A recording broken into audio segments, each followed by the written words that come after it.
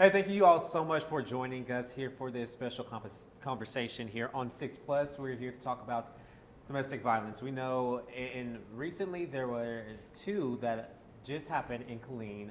There was a stepson who was accused of killing his own dad, and then there was a murder suicide in Killeen. And it's an important topic, and that's why we wanted to bring guests here to talk about it. Thank you so much for joining us. I'm Micah Wilson. Yeah, and I'm Jasmin Caldwell, and thank you to our guests for being here today.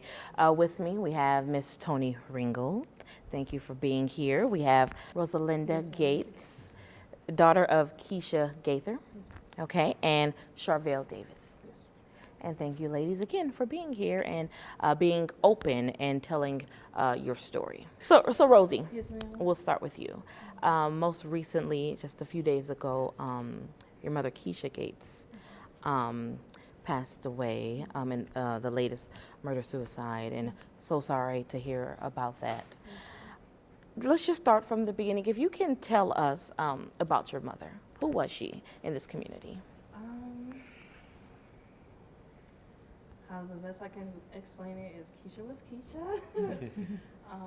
She was beautiful, she was smart, she was fierce, she was fashionable, she loved to cook, she always put others first.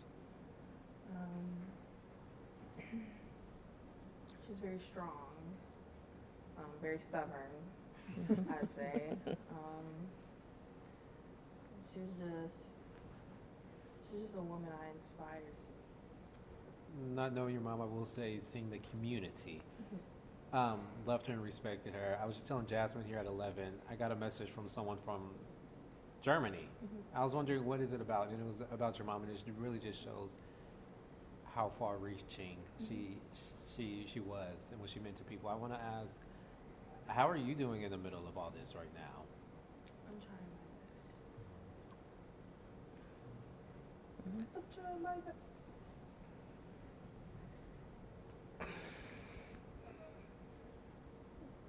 This is not anything I would have ever expected, but I'd be lying if I said I didn't see the signs beforehand. Domestic violence is definitely like something people just sweep under the rug, and I think a lot of people, especially a lot of women, they sweep it under the rug because they think they can fix the person they love. We always want like the fairy tale wedding and the love and things like that, but sometimes love is not enough. I feel like also, even though this happened to my mom, I feel like she did the best she could because she really did love her husband, and we did try and get him help. We did. But it just didn't work out that way. And I think my message for people out there that are going through something like this or have ever been through something like this is, it's okay to put yourself first. And it's also okay not to be okay sometimes. And you just really have to choose yourself. If you're comfortable talking about it, what happened to your mom? So my cousin had told me that normally she always answers his phone because they're very tight. So her husband, John Gaither, he was dealing with schizophrenic issues and things like that, and episodes and things of that nature. He wasn't taking medicine. I don't know if he was taking medicine prior, but my mom told me that his episodes started getting worse. She said that he would say mean things, and he said that there were cameras in his vehicles and in the house that she set up, and that she was cheating on him and trying to kill him, but that of course wasn't the case. And I didn't realize how bad it was because at first I'm just like, he's just dripping, but when she said he started putting like the tripwire on the stairs because he thought people were going to kill him. And then he bought an AR and another gun and things like that for his safety. And even then, I just thought, maybe he was just, I don't know. I just never thought it would get this bad. Mm-hmm. So Friday,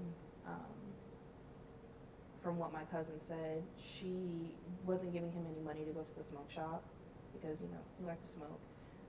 And that caused a rage in him. And he was like throwing stuff and like saying stuff that he shouldn't have to her. And I was in Austin at the time. I was actually at her house because my washer and dryer was broken. So I was at her house doing laundry,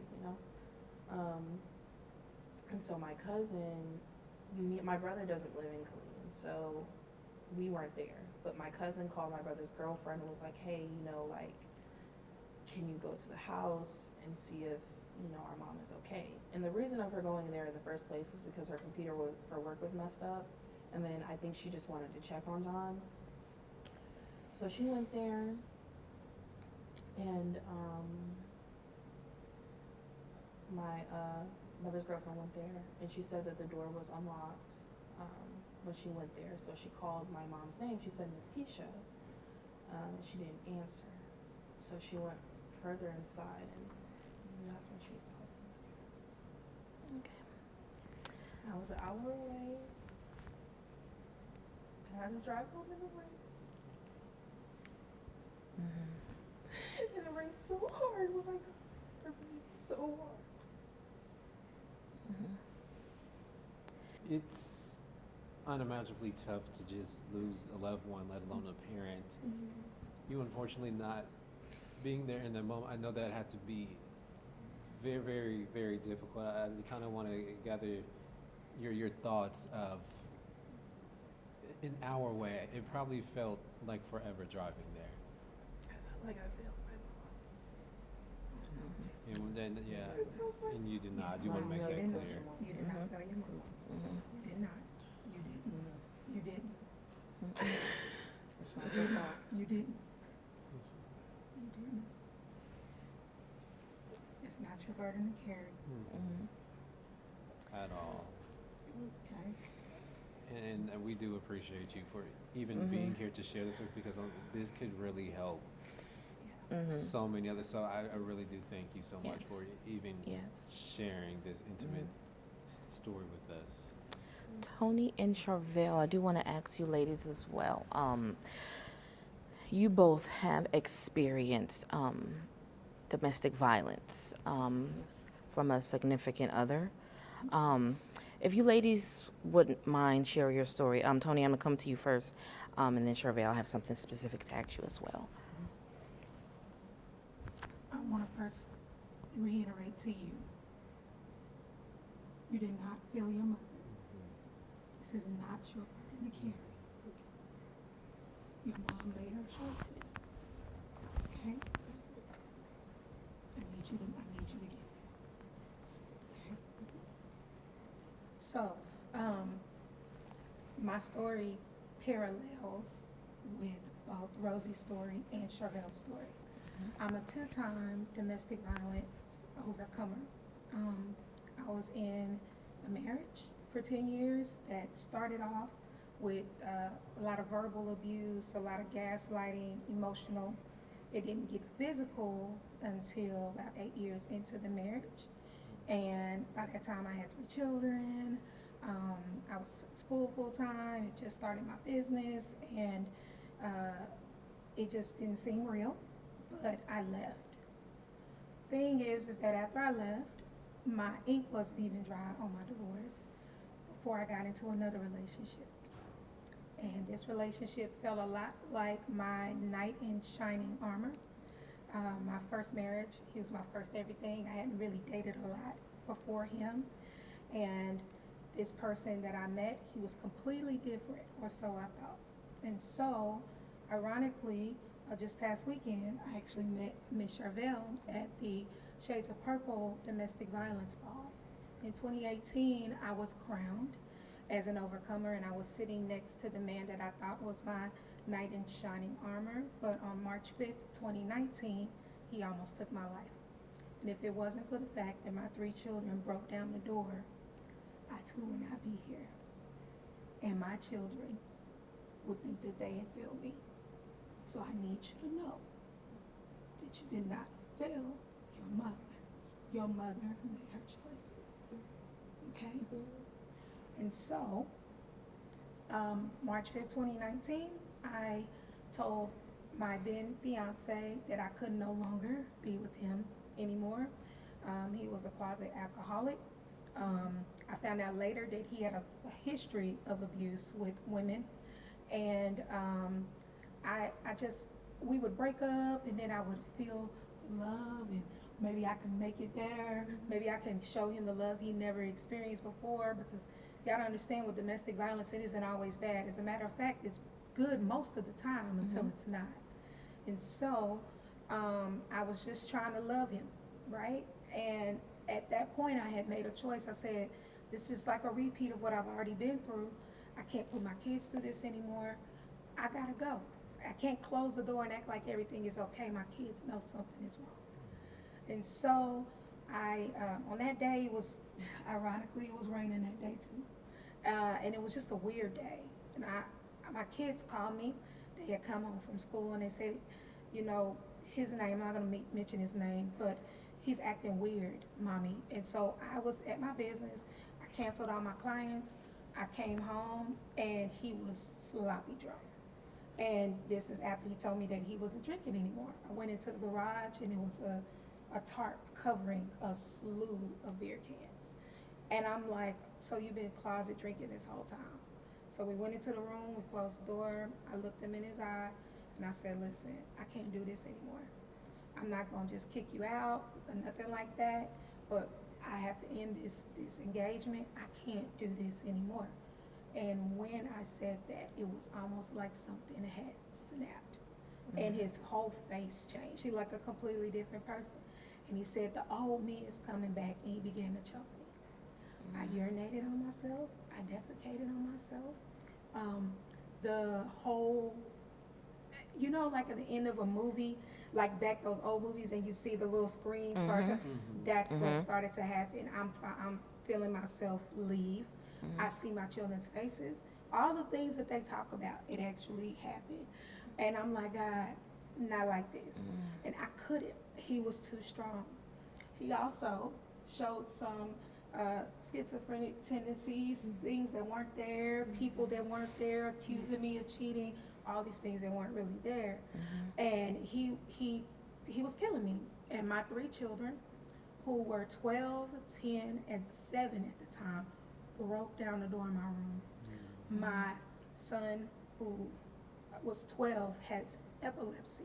He went and he punched him, and he grabbed my son and he punched my son in the head 4 times. I couldn't even do anything. I was trying to get up, because when you that close to death, you trying to get strength to get up. My baby boy, he went and he tried to fight too. He slapped him down. My baby girl came. She tried to hit him. He didn't do anything to her. But then he said, well, if I'm going to go back to prison, I'm going to have something to go to prison for. And he went into the kitchen.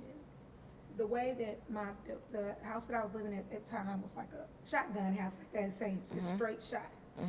And so I told my kids to run. So they're running. I'm trying to get up strength. I'm crawling, trying to get out. I get out of the door and I get into the car. For some reason, I left my keys in the car that day. When I went and I drove out of the driveway, if the police officer wasn't paying attention, they would have T-boned me. I didn't even have to call the police. I stopped in the middle of the road. I flagged down. The police officer was able to see him with the kitchen knife, because he was coming after us to stab us. And he fled through the back. He later was apprehended. He went to jail, spent time. 6 hours after he got out, he was back in my front door.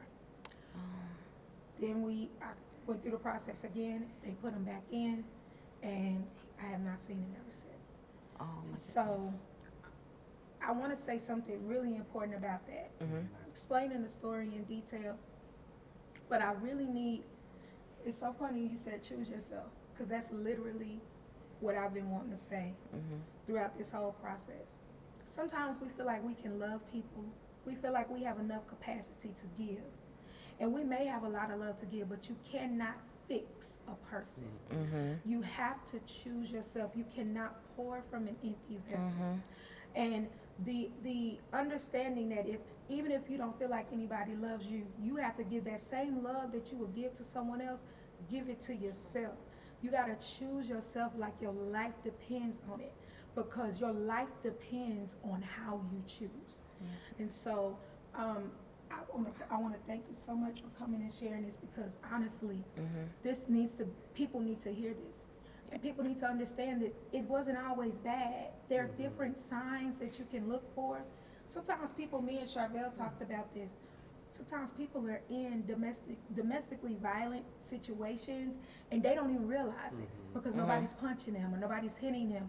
They're not able to see the signs of the emotional abuse, the isolation. You want to go hang out with your friends, it's always a problem. They don't want you with your family so much. They want to keep tabs on you. They always questioning you. All of these things are signs of power and control, and they're red flags that you have to pay attention to early on, so it doesn't have to end the way it has ended in my life and Miss Keisha's life as well. Okay. Said 8 years in, 3 kids. Yeah, And then that was my first. That was my first marriage, and that was tumultuous. But this situation with the second person I'm telling you about, that was probably the most traumatic. Oh, traumatic. Oh my gosh. Charelle, you were shot twice Yes, by my son's father. by your son's father. Tell us about that day. What happened? So it's not really that day, it's the days leading up to it. Because what a lot of people fail to realize, I was shot on the day that he signed the plea deal for strangling me 2 years prior. So, like Tony said, don't blame yourself. It's not your fault. Because I'm a mother that survived, and now I stand saying I won't fail my son, because you didn't fail your mother. If I wouldn't survive, if I wouldn't be here, I would have failed my son. Because I was trying to give my son a life that he didn't deserve. My son is 4. Everything happened when my son was 8 months old. So at the beginning, like Tony says, there are signs. I was aware of those signs, but I didn't want to be labeled. I was protecting a man that shouldn't have been protected. I should have went away a long time ago. I should have said no, but I was trying to fix someone that I didn't have no business trying to fix. I was pouring into someone when I should have been pouring into myself. He was showing all those signs of, he was that person that, oh, I can be by your side. I can love you because no one else is loving you. You may be down and out right now, but we can do this together. But that down and out, that, oh, I just need to work on getting a job. Oh, you have it together. We can just build this together. Can you support me? I can support you. But that supporting was, give me some money so I can go buy some cigarettes, so I can go buy some beer. Oh, you don't want to do that? Then I'm going to get aggressive with you. The moment I say no, the moment I say leave, you get angry. But you're in my home. You're not on your own. Everything that you have, I provided, but you're controlling it. But the moment I say, I feel like you're going to do something to me. Oh, I never do anything to you. I never put my hands on you. You know I love you. I should have escaped then, but I didn't pay attention to those signs. Then September 2021, I'm holding my son because I don't feel good. I have health issues of myself. But you're angry because of what God knows what when you come home. And all I ask for a moment of you to take your child, and you're mad, so you take it out on me. And you almost take my life. You strangle me until I pass out. Like Tony says, all those signs, unconsciousness. The last thing I remember is my son's cry. My 8-month-old sitting on the couch crying. That's the last thing I remember. I don't even remember taking a breath and coming back. I don't remember being on the phone with 911. Well, as Tony says, most women fear calling the police. But at that moment, I said, no, I have to do something. But the officer also told me, are you going to press charges? Because if you don't, I will press them for you. I had that one person to say something is not right here. But even then, after that, I still was attempting to entertain something for my safety and for my son because I didn't want to end up being another baby mama. I didn't want to have another little black boy that was fatherless. Come on. He was still calling me, drop the charges, stop doing this, oh, I need that. That's my child too. What are you doing? What about your image? He was still coming over. I didn't have the support. I didn't know where to find the support. All I know is I still want my son's father in his life, but I don't feel safe around him, no matter who I tell this to, no matter if I tell CPS this, no matter if I tell other social workers this. No one's giving me that avenue of saying, this is how you do it, so I have to figure it out on my own. So I have a narcissist telling me, oh, we should just be together. You should just drop the charges. You come over and you don't leave. But if I know the last time I told you to leave, you strangled me to death. So I'm not going to tell you to leave this time because I know those things that's going to make you angry. So I know sooner or later you're going to go to trial. You're going to sign a plea deal. You're going to go to jail. So I just waited out. And that waited out ended up being 2 years. I intended a fairy tale life for my safety. It seems glitter and gold. It seems like love. It seems like this, but I'm still in fear. And no one sees that. No one sees him punching on the wall, him getting mad because I won't give in. I won't give him this. I won't give him that. It's just a fairy tale life on the outside, but no one knows what goes on the insides. Wow. 2 years later, you're going to drop these charges. You're going to do this. I literally emails to the DA's office. Hey, I think I'm going to drop these charges now. Well, ma'am, you can't drop the charges. They're in the state's hands. Well, just come to court with me and sit on my side so they can see that we're doing well. So they won't give me as much time. If I tell you no, you're going to get mad at me. 2 years later, he signs the plea deal. He asks the judge for 21 days. Judge grants him 21 days to get his affairs together because we had no problem the whole 2 years. There's no disagreements, there's no arguments, there's no abuse for 2 years. I'm at home, he calls, hey. First he says, I'm hungry. Okay. What happened at court? Oh, I got time to turn myself in. I can come see my son, but I'm hungry. Okay, well, can I come see my son later so I can see him and I see you? Okay. He comes over. We have a disagreement because I don't want to talk to him. I don't want to see him. I don't want none of these things. I attempt to talk to my sister, but he's mad about that. He gets angry about that. He's beating on my door. He comes in, but I don't want any confrontation. That rattles him up. That causes the shooting. If I can't have you, no one can. You want to take my son away? You trying to send me away? Okay, I'm going to fix this. And I get shot with my own gun. So you didn't fail your mother. Because we have the option. We have the choice. But some things go on as a mother that the child doesn't know. But I'm sure if your mother was still here today, she would make a different decision. Just as I did. Because when the surgeon looked at me, when they woke me back up and told me by God's grace I'm still here, I made different decisions. And every day I make sure that my son knows that I'm still here. And those 2 incidents that he was involved in was not his fault. And I can promise you they're not your fault. Is there anything you ladies will want to say to any woman out there in our community who who may be in a situation, a domestic violence situation. Anything you ladies will want to say to her or him? Get out.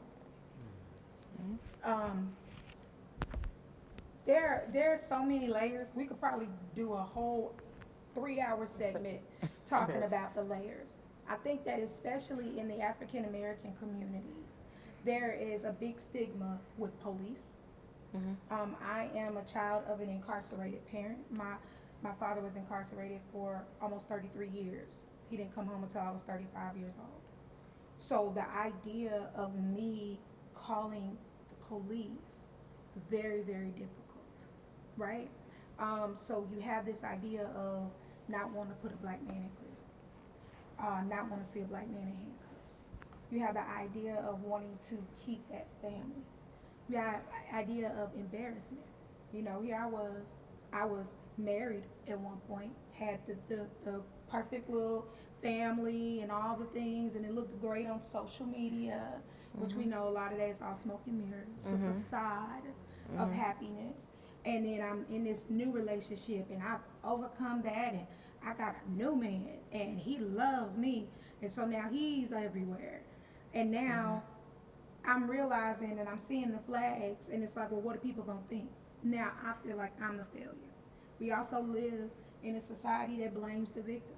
If you look at P. Diddy, if you look at how stuff happened with Cassie, even stuff with R. Kelly, all of these different stars and celebrities that we talk about, they always find a way to try to make the victim be the problem. Well, what did you do? Well, what did you wear? Well, what did you say? Well, you could have left, right? Not realizing that this is all about power and control, and there's so much layers that goes along with abuse. It's not just somebody hitting you. It's much deeper than that. It takes time to formulate, especially if you're someone like myself, like Charelle, and definitely like Keisha, because Keisha wasn't nobody pushover, right? So it's hard to fathom, oh, Keisha was dealing with something like that. Oh, Tony, not Tony, she's larger than life. Tony does this, she does that. No, Tony was abused. For real, Tony was scared, okay? And so I want to say to anybody that's listening, please choose yourself. We need to get t-shirts made to say that. Choose yourself. It doesn't matter. I'm here to tell you, even now, as a married woman to a wonderful man, I've never experienced love like this before. The type of love that I experience now was foreign to me, and it was so foreign that I even questioned if it was real. Certain things that actually were healthy, I thought was unhealthy. You ain't calling my phone. I've been gone all day. What you mean you ain't calling me? You're supposed to miss me, right? I'm used to 10, 15 phone calls, not realizing that was control. Then when I get home, baby, you ain't miss me. I miss you all day, baby, but I was giving you your space so you can enjoy yourself. So this is what healthy looks like. I'm here to tell you, when you learn to love yourself first, the love that you deserve will find you, but you've got to do the work. Now, it's not enough to leave the situation. You've got to do the work to ask yourself, why? Why do I allow this type of person to come back into my life? What type of childhood trauma have I experienced that makes me think that this is okay? How do I view love? What is love to me? And is this an actual healthy construct? Or am I talking about toxicity? Because, baby, I don't do struggle love. We're not doing struggle love anymore. I should love you, and I make a choice to love you, and it should not be hard. Right? And so that's what I want to tell everybody. And that there are resources. I specifically I'm connected with Ms. Charelle because she helps women, and she has access to resources. Some of the resources that she can tell you guys about actually helped me when I got out of my situation and helped me to be where I am today. One of the greatest aspects that I actually have the honor of working with is Families in Crisis. I'm pretty sure everyone have heard of Families in Crisis. They help me through through my trials and my tribulations. But Families in Crisis, they have out here, they have a 15-bed shelter. In Killeen, they have a 65-bed shelter. They have an outreach program. They have a national hotline. And when I say national hotline, you can be anywhere in the U.S. And I've picked up the phone and I've talked to someone that was way in California somewhere. And I'm just like, ma'am, I can't specifically help you here, but I can get you some help out there. Yeah. Even if you are someone that's afraid to leave or you can't leave your situation, we have outreach programs that we have case management in every department. Whether you're in shelter, non-residential, outside the shelter, that you can speak with case managers that can help you until you are able to get out your situation, that can guide you to get out your situation. That if you are out of your situation, but you don't want to come into shelter, but you need assistance going to court or trying to figure out what do I do next, they're there to assist. If you are a past victim, but you are still unclear, I need therapy, I need group, I just need to figure out why am I thinking, feeling, or what is going on. I just need someone to talk to. They're there for you. I want to add to that real quick too. If you do fill out a police report, which you should, Yes. even if you have to go when you're supposed to be at work and you fill out that police report and you get that going, they will help you create an escape plan. And then one of the most valuable resources, through the Attorney General, you can get free therapy. Guys, to this day, I am still in therapy, and my therapy is completely paid for. Oh, wow. And that probably, for me, is probably one of the most valuable assets. I mean, I'm talking about thousands of dollars worth of therapy that I've been able to get just by filling out that police report, just by telling the truth, right? You don't be so afraid to tell the truth. Tell the truth, because the truth will set you free. It literally will. Okay. And if you don't know how to do those things, the case management at FIC will assist you with that.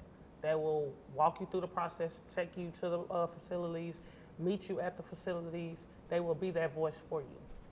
Okay. Rosie, any final words you want to say before we end this? So I'm 26,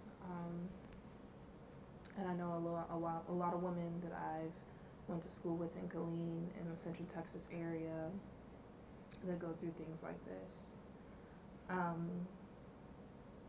You don't know when your last day is, and you don't know when your last day with somebody is. And I don't have children, but I know a lot of women my age that do have children, and they deal with the fathers of their children and things like that in the way they do. Like we've been saying, please choose yourself first. You're more valuable than you think you are.